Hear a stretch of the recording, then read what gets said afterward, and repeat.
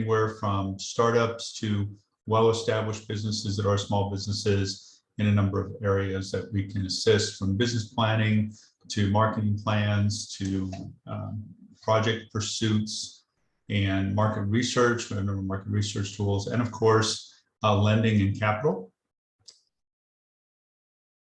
I'm sorry for the delay, everybody.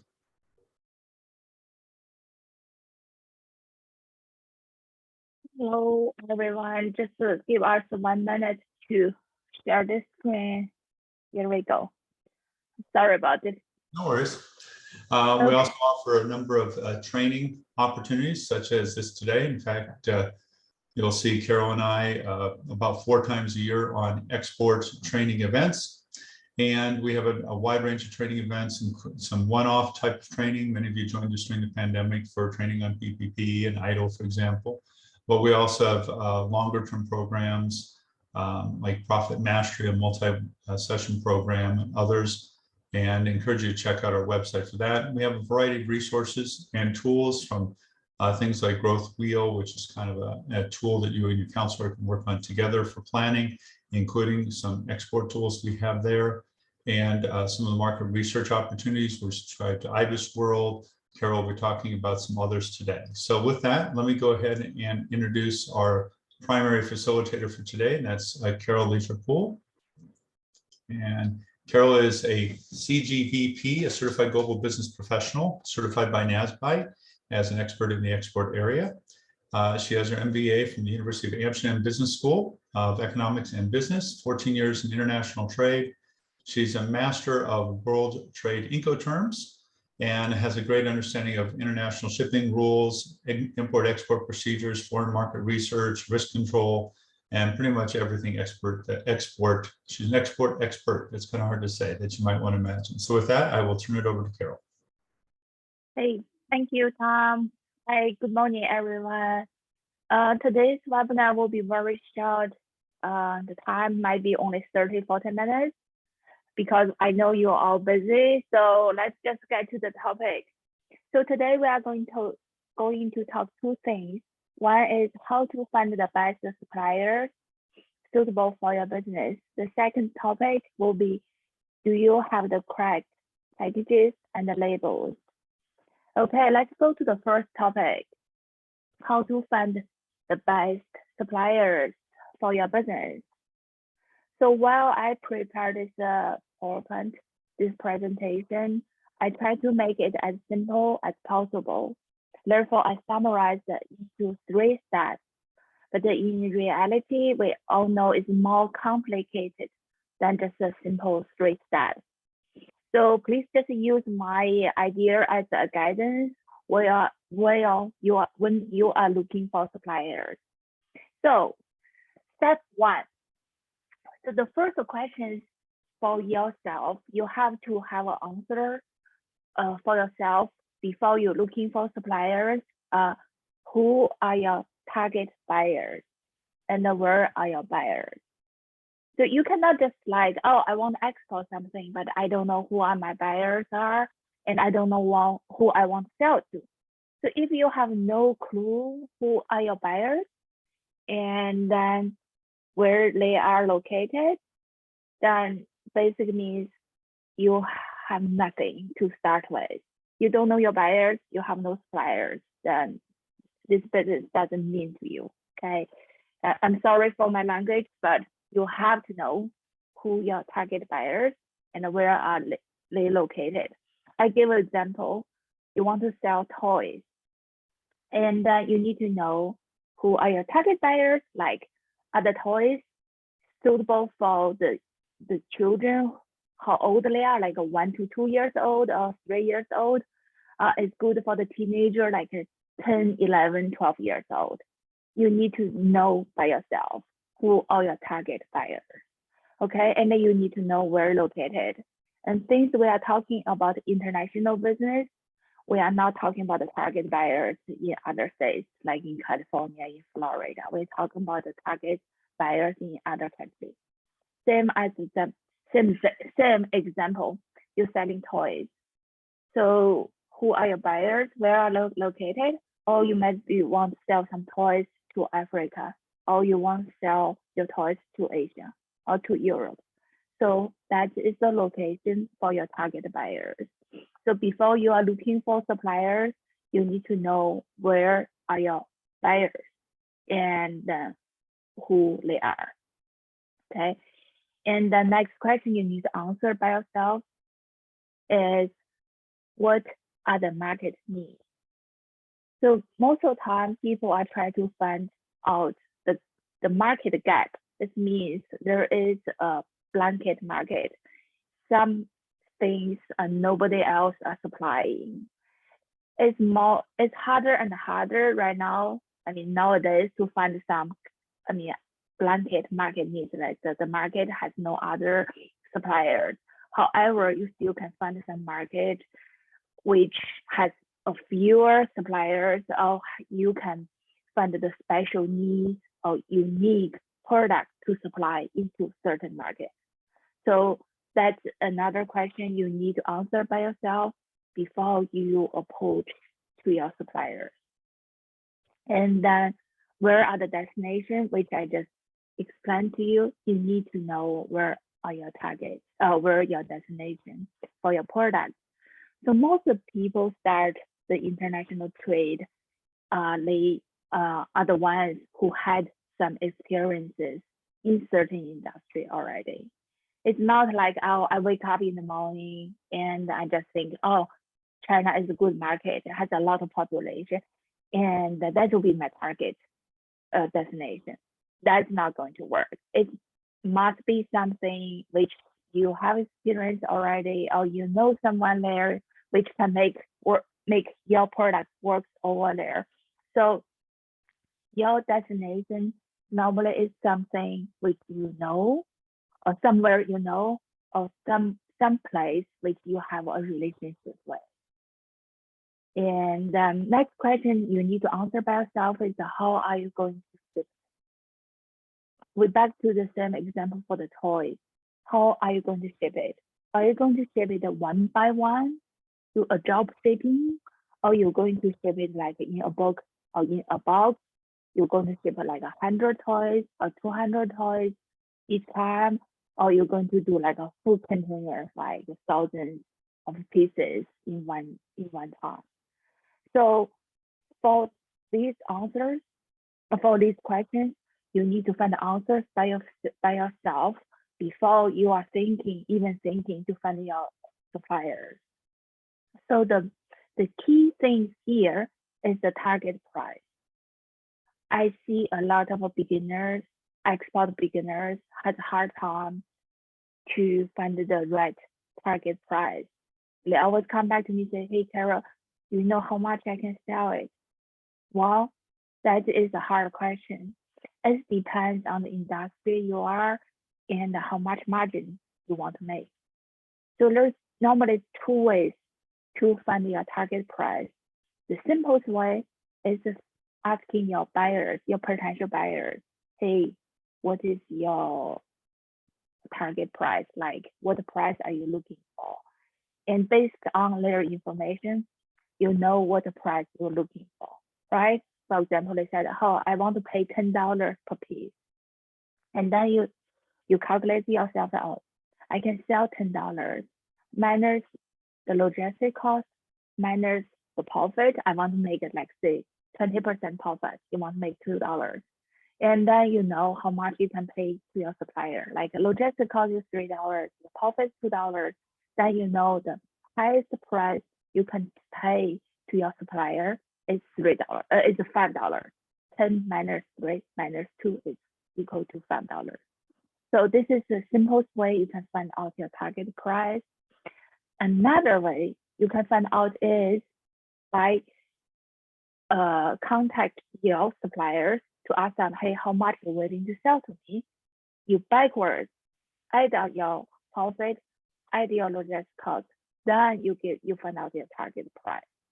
So this is the two ways to find out your target price. I would say the first way is easier because you know how much you can sell already. It's easier for you to talk to your supplier. But the other way is like you go to your supplier first, then add all your costs and profit on top of it. Then you come up with your target price. A lot of time in doing the second way, your target price is higher than what your buyers are expecting. So then you need to negotiate again and again with the suppliers and logistics companies. So it will be more work for you.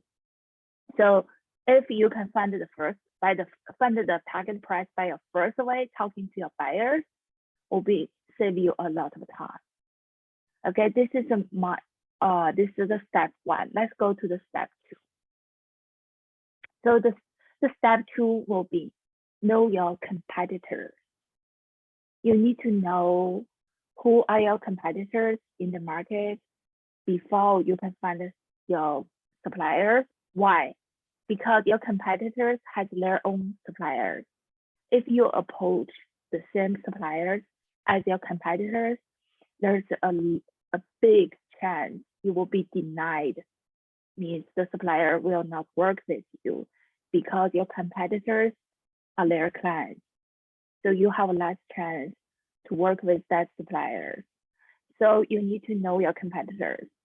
The next question is how to know it or how to find them. So there's a way you can do is that you run a market report. SBDC, we have a tool named Average Word, which we can run a report for you. We are paying for it, but you can get the report from us for free. With the Average Word industry or market report, most of the time they are listing for you already who are the main players in the market. So by reading that report, you will know who are your main competitors. Or you can find some industry report online or pay for it, pay for a professional company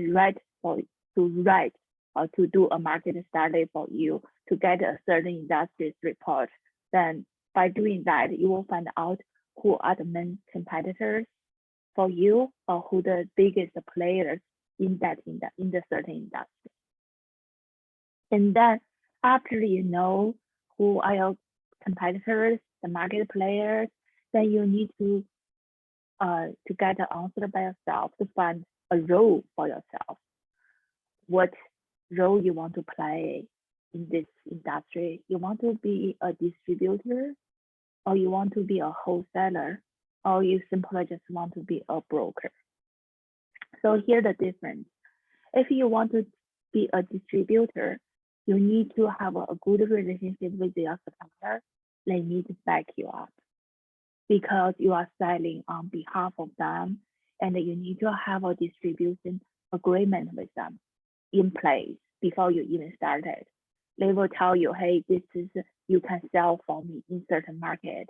For example, you find a toy producer or manufacturer in Arizona. You want to sell to China. And then you need to have an agreement with this manufacturer in Arizona that, hey, I'm going to distribute your product into China and in certain provinces or like certain states. Can we make an agreement? So on that agreement, they will say like, oh, I will supply you 5,000 pieces a year and with a certain margin, and just go ahead to do it. So by having a distribution agreement, you secure your supply, you also secure your profit. So you can be a distributor for certain market, for certain manufacturer. And as I would say, like, you can have as many as you want, right? As long as you have a grade with each other, you are not exclusive distributor for certain manufacturer. So you can have many distribution agreements for different brand, for different countries, for different regions. So I think that is a good way to start an international business. You secure your supply chain from the beginning, and then you can just work on your market. Wholesaler. If you want to be a wholesaler, that it will be kind of a critical for the financial side because you have to pay to the manufacturer or the factory before you even started, right? You need to give a you need to guarantee a certain volume to a manufacturer in order to get a wholesaler, because you have to have a quantity guaranteed to the manufacturer in order for them to give you a wholesaler agreement. So I don't suggest a small, I would say small business owners to be a wholesaler at the beginning, because that will be a big challenge for yourself. Because you buy a bigger quantity, it means your sales channel needs to be very, very strong. Otherwise, it won't support you to be a wholesaler. Okay, the third role I think is also good for a small business owner to start with is a broker. So you don't need to really invest anything at all as a broker. You only need to make sure you have a buyer buy from you, and you connect the buyers together with the sellers. The problem for this role is that a lot of time the buyers and then the suppliers, they might try to connect to each other directly. So after 1 or 2, 3 deals, you might be no business anymore, because they know each other already, and they probably find a way to get rid of you. So in order to be a good broker, you need to make sure your supplier is support you. Talk to your supplier first and to tell them, hey, I have certain buyers in some countries. Can I work as a broker for you? So as long as your suppliers back you up, your role as a broker will be secured. Otherwise, sooner or later, you won't be a broker between that deal anymore, because the buyers always want to get rid of you. Just even you take a very, very little margin, you'll have like only 1% profit in between, but at least you will try to find a way to get rid of you. So no matter what role you want to play, have a good relationship with the supplier is a key factor to start your business. Okay, this is the step 2 I summarized, and let's go to the step 3. So now is the most difficult part. How to find the right suppliers? You know it. Now is how to contact them. I would say, based on my experiences in the last 15 years doing international trade, this is the most difficult part, because there are so many suppliers, they have their own sales channel already, and why they want you to be their new distribution channels, to replace or additional to their current one. I would say you need to have some fortune on it. You contact the right supplier at the right time. That is the one thing. And you need to, I would say, of course, fortune is not how you do business, okay? You need to work harder. I will give you some suggestions here, the best way to approach a supplier. The number one, I would say the best way to work is a referral. If you know someone in that industry already, or if you like it, you know someone working for certain suppliers, like they are even just a normal employee is better than nobody, right? Than no one in the manufacturer. Referral works best. If someone can introduce you to the supplier, that hey, I have a friend, or I know someone who is a good salesperson, and they want to work with your product or sell your product to a certain country. Can you work together?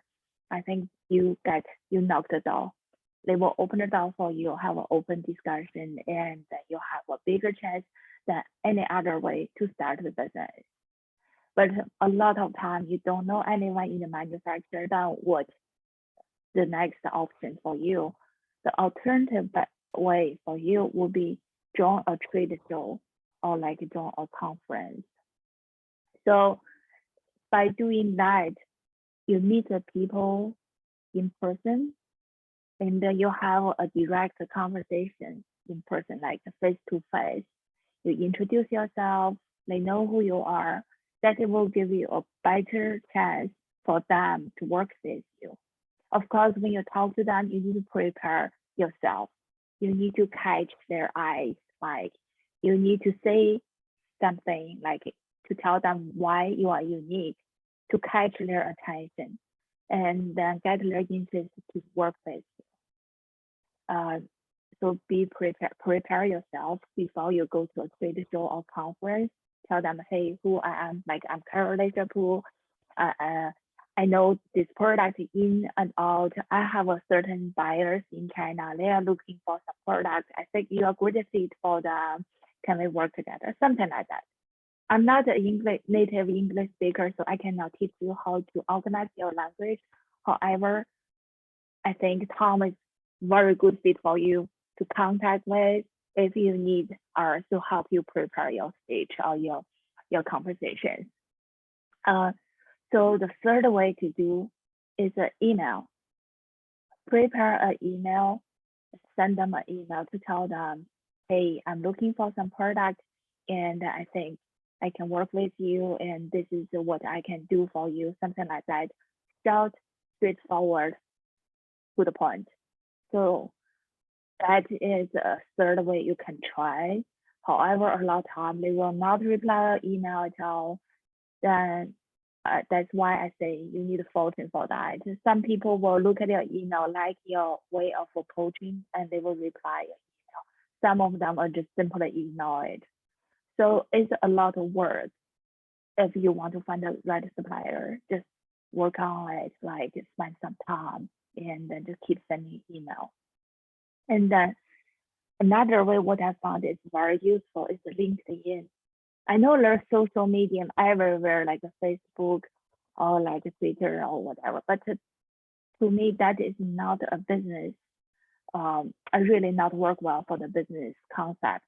LinkedIn is much better because a lot of professional company they have their employees listed on LinkedIn. You can just send them email or messages via LinkedIn directly to the person who you want to contact you. And I tried them many times. I would say have a bigger chance to talk to the right people via LinkedIn than Facebook. You can find the CEOs or you can find the sales director on LinkedIn, send them a message, and a lot of time you will get a reply. So at least I think you get a react on LinkedIn, but on Facebook, a lot of time you won't get a reaction. So the next thing you can try a telephone call. I know most people doesn't like cold calls, and then people simply just hang up when they receive a cold calls. So nowadays, cold call is that doesn't work well, but you still can try a lot anyhow. The next or the least way you can try postcard. I personally don't think that works well. However, well, this is another way you can try because who still read the postcard, right? Especially if you send it to a company, the reception desk probably, the reception lady probably just throw it away before the key person, before the sales director even read it. Okay, this is the step 3, how you can contact them. And then I want to introduce you a tool which we have named Compass. Compass is a B2B template, I would say like a platform for you to find the right suppliers. So SBDC, our center, like Maricopa SBDC, we are partnering with Compass right now, and we are paying a username which we can use it for our I would say our clients in our center for free. Means if you are one of our clients, SBDC clients, if you are looking for suppliers in a certain country for certain industry, and me and Tom can run a free report for you. We can give you a whole list for the suppliers in a certain industry, in certain countries, and then share with you. So it will be save you a lot of time to looking for suppliers online on Google. You just need to contact us. We can run a compass report for you and share the information. And you can see who are the suppliers at a certain region, certain country, and certain industry. It will be save you a lot of time. Again, we are paying for it, but we will share the report for with you for free. It's no cost to you. Okay. So these are the 3 steps which I think you can use as a guidance to find the right suppliers. And then after you find your suppliers are going to ask you a simple question. How can I help you? What product are you looking for? And how do you want to pack them? So let's go to our next topic. Do you have the correct package and the labels? I know a lot of people want to use like made in the USA to impress their buyers. However, before you can just put this word made in the USA on your labels, you need to follow certain rules. Here's the link, which you can read it after this webinar. I will share this presentation with you. You need to follow certain rules before you can put like made in the USA on the package, on your product package. And the next thing you need to know is that I know also people want to say, hey, I want to show the people I care for environment. You know, like I want to use a green package. And then for that, there's another rule. Okay, before you can claim that like a green package, eco-friendly, made with recycled content, carbon offset, spray of blah blah, something like ozone safe, ozone friendly, recyclable, refillable, made with a renewable energy, and etc. So you cannot put anything on your package without evidence made by a certain label, or I would say without any support document or without any certificate. So here is another link which you can look more details after today's webinar. Just to go over it. If you have any questions, you're welcome to come back to us. We can talk more about that, about your question. So for each country, when you're exporting products from America to other countries, you need to meet the rule for the destination country.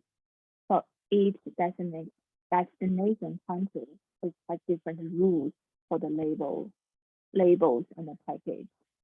So here is a website which you can find out for the different countries' rules. So for each country's regulation, go to this trade.gov. Here's an example I prepared for you. You can see how you can find it out. Okay, first go to this website. Then on the first page of the website, you click this. I red circle it for US business.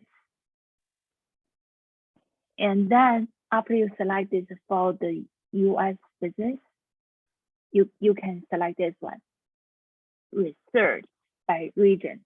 On the left-hand side, click research by country. Then click the country commercial guidance. So I red circle it.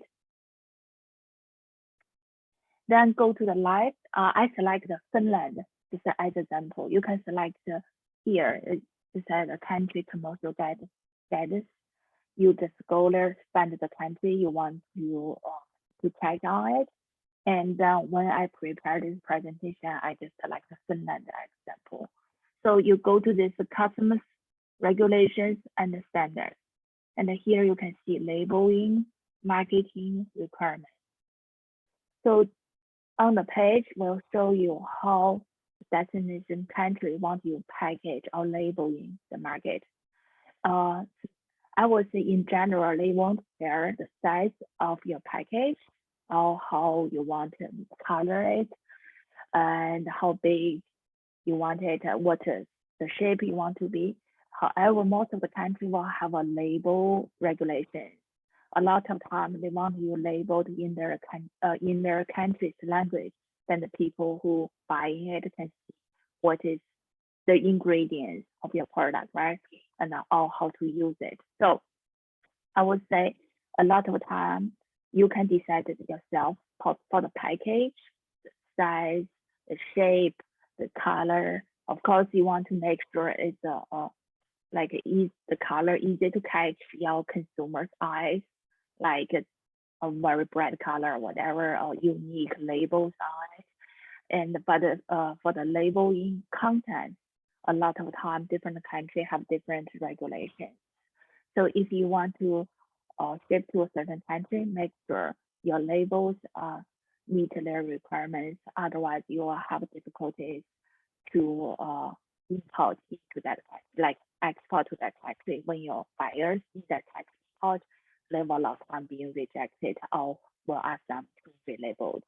So these are today's content. If you have any questions, if you have anything, just feel free to ask me. And me and Tom will be here to give you answers today. And our next webinar will be October 19th. And then you're welcome to join, and I will share with you about the tariff and then duty. Tom.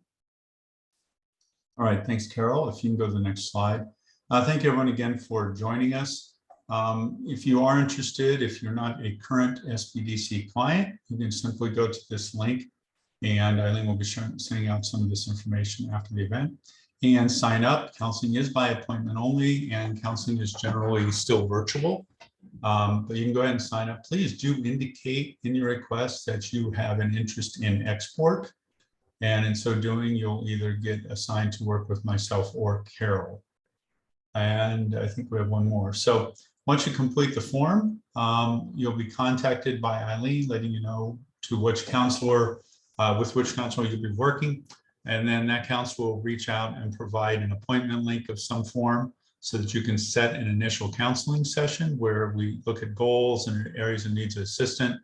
Counselor will then create their own plan and possibly reach out to other counselors for co-counseling if there's an area that another counselor might help with. And then you'll be able to schedule regular follow-on sessions.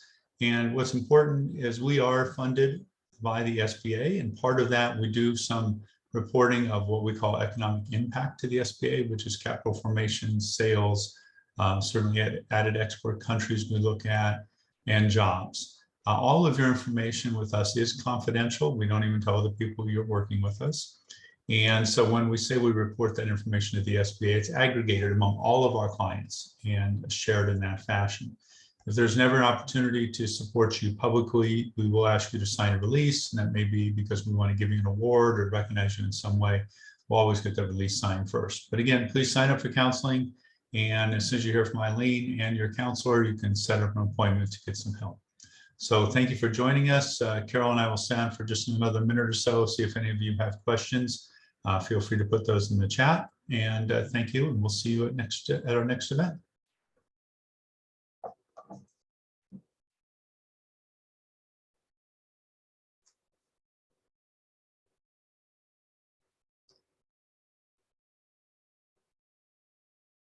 Well, Carol, I think we're safe. I don't see any questions coming in. So Eileen or Carol will go ahead and end our webinar for today. Thank you everyone for joining us.